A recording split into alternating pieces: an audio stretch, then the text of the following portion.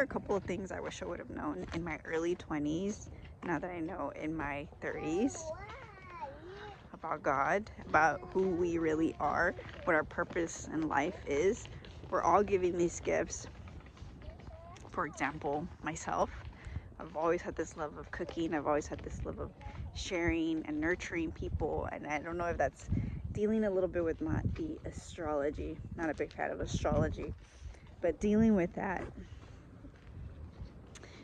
I like to nourish people. I like to feed people. I like to have people over. I like to host. I think that's like one thing. Now as a mom, I can't host as much, but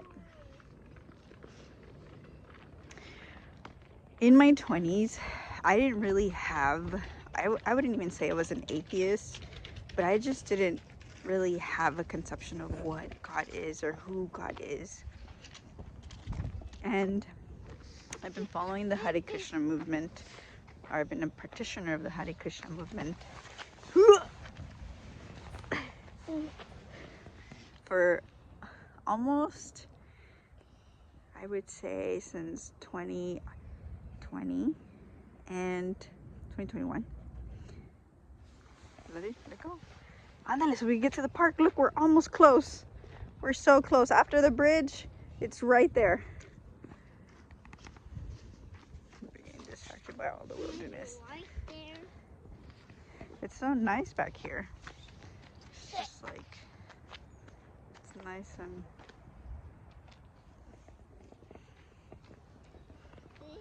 so anyways, there was this quote earlier that an atheist can claim that there is no God, but can they really explain creation? How are babies created? How is that tree created? How are those birds flying? How are they created? There's so many cardinals out here. It's crazy. And I think I was in between that in my 20s. And if I had advice, or if I can give advice or give my 2 cents, just to, is that you are loving and you are eternal. And and I feel like in my 20s, I always had that. I know, there's so many. They're all out here and they're girls.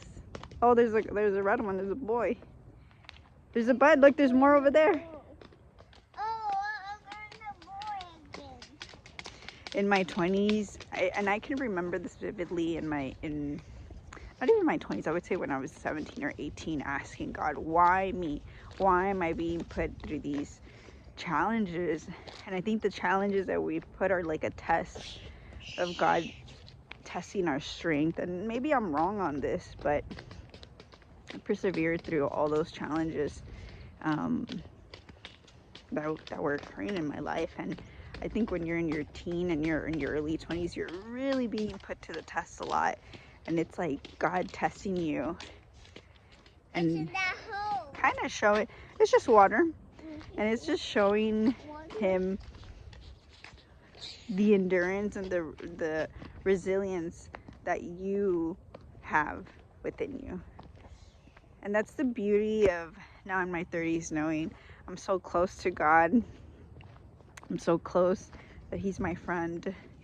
And you can even see, I like to see Krishna, and I like to visualize him, and I like to see that Krishna not only is my friend, but he's my lover. He's everything.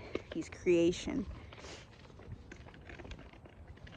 And I just want to say that if you're in your 20s and you feel so confused, know that whatever outside source, your parents, school, your friends, you know deep inside who you really are and what you're meant to do on this planet and what your gifts are. I think we all know what our gifts are from the very beginning, but as we get programmed into this matrix, I would say, we tend to forget. Thank God that my mom, well, I wouldn't even say thank God to this, but I guess thankfully I was never really deeply programmed into the system, because my mom had she was very detached. She kind of had if I could label her as like in a category, I would label her as like a Buddha, because clothing wise, we always wore the same thing. We never were attached to clothing. Although it was a struggle, you know, being here in the US and in middle school and high school, being so attached to labels and brands and things like that. And I never really labeled myself as anything. And even to the point in high school of like not having an attachment to being in a group. I was never in a group. I talked to everybody, but I was never in a group. So anyways, it gave me an understanding, or it just kind of gave me a little bit of an understanding of not being so attached to this material world. And early in my 20s, you know, becoming a vegan, I really detached as well. And I wouldn't even say, if you want to put a label on it, quote unquote, yes, vegan, but just being detached from what's making us sick and what's not nourishing us here on this planet. And what's really nourishing us is the more natural things, the fruits and the vegetables that give you a clear consciousness of what you're really meant to do. And even though there were some struggles in between, and I think I was just in a bad place too. I was in a bad place, in a bad relationship with somebody. You're still in the back of everything, or your intuition is still telling you like, hey, don't forget who you really are. Don't forget. Because we all know. Anyways, it's a little bit of a rant, but a little bit of an eye-opening experience too. And going back to this whole thing with, I wouldn't even say, and I'm not trying to call out on anybody. Go play, puppy. I'm not even trying to call out on anybody, but I feel like we're so confused right now, or there are people that are so confused right now with being a man, being a woman. It's like, we just have to appreciate, like, when have you taken the time to just appreciate this body that you're in, and appreciate the world we live in, even with the things that are going on here in the US. And I may have a little bit of a strong opinion on it. Two wrongs don't make one right. You do see a little house. Even these things that are happening right now in America with this whole immigration system. It's like two wrongs don't make one right. And if people have so much faith in God and so much faith in just their faith and their belief, you know what's wrong and right, right? And you know that when you're doing something wrong, and you kind of twirled into this whole mindset that you're a victim. You're a victim. Trust me, I've been there. But you kind of have to break loose from that. You have to break loose from seeing yourself in that perspective, because we are not all victims. We have we are more powerful than we acknowledge to who we are, right? So my kid always finds these free little libraries. Ooh. Okay, one book or two, and that's it. Anyways, so make sure you close the door, puppy. If I were to start all over again, or if I can go back, which I don't, I love my life. I love who I am, or the journey.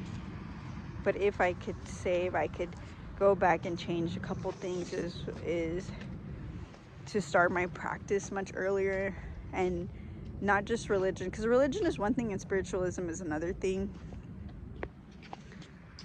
Because we put ourselves in categories when we follow religion. But if I could start all over, even just reading the Bible, even just reading the scripts. If you ever read the Bhagavad Gita, you'll read the purport, and then you'll read the description.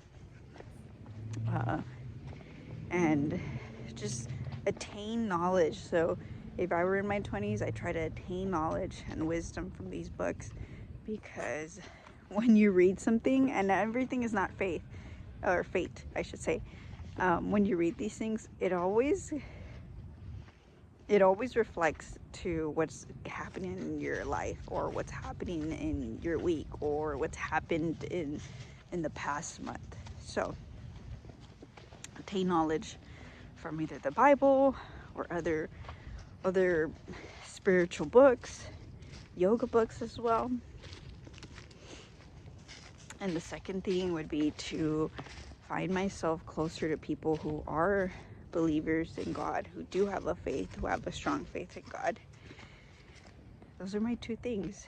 If I can go back, I would start. And I remember at the end of this relationship that I was in for a very long time, I remember saying, oh, I want to start going to church. I want to start reading the Bible. And it was just like this stop. Well, not this stop, but it was just kind of like a roadblock. Like this person didn't want to do it. And maybe it wasn't the right person who I was supposed to do this with. Maybe it was a way of God telling me, no, you have to do that for yourself. Just like my other video that I wrote about smoking or stop or being sober. No, no one's gonna come. I'm right here with you.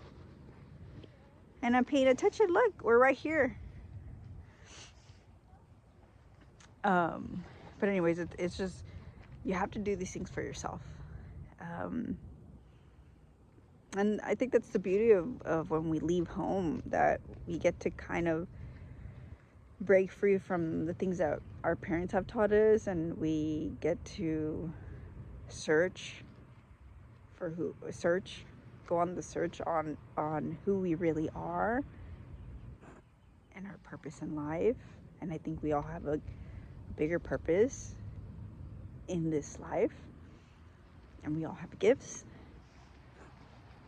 And again, my gifts, if I could share, is my gifts is not only to be a mother to my 4-year-old son, but also nourish other people and help them detach themselves from suffering. Because yes, we are all suffering, but what yoga has really taught me is that we set our sides from that suffering, and we focus on the deeper meaning of life, or the deeper devotion of God, right? So yeah, it's really cold out here. But I'm double wrapped up. Anyways, I hope this message finds you well. I hope that anyone out there listening knows that they are loved, more importantly. And again, we're all internal. Very, very, very, very. Energy never dies. My friend passed away 2 years ago. A good friend of mine who's very spiritual. And I could still feel her around. And I could still feel her energy. And I could still feel her lessons. I'm very thankful for all the people who I've met in my life who have a deep devotion or a deep love of God, because that's kept me going, and it's kind of been a reminder of God saying, like, hey, I haven't forgotten about you. I've always been here. You just haven't looked. I guess that deals with a little bit with quantum physics. Maybe we'll go into that next video. But yeah.